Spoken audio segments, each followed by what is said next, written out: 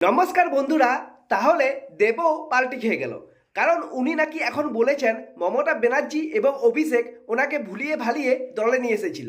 দেখুন, আমি Ghatal master plan করতে পারছিলাম না বলেই আমি 2024-এ রিজাইন করেছিলাম, আপনারা সবাই জানেন, এবং পার্লামেন্টে লাস্ট বক্তৃতাও তাই রেখেছিলাম।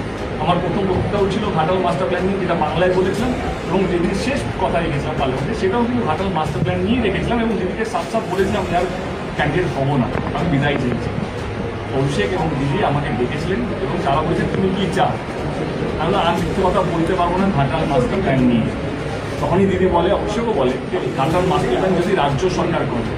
আমি তখন বলেছিলাম যে আমার মনে হয় এটা যেভাবে রাজনীতি হয়, কথা দিয়ে আবার ভুলি ভালিয়ে আমাকে ভোটিয়ে আবার দলে নিয়ে আসবে, আর তারপরে দেখালো হলো না। তারা কথা দিয়েছেন শুধু আমাকে নয়, ঘাটালের মাটিতে এসে অভিষেক বাবু এবং মমতা ব্যানার্জি দিদি আমাদের দেখুন।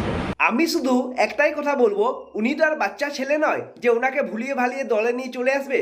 আর তাছাড়া এই যে মাস্টার প্ল্যান, এই মাস্টার প্ল্যান তাহলে দেব নিজেও জানতো যে তৃণমূলের আমলে কখনোই হওয়া সম্ভব নয়, তাও কিন্তু উনি সেই মাস্টার প্ল্যানের নাম করেই ভোট নিয়েছিলেন।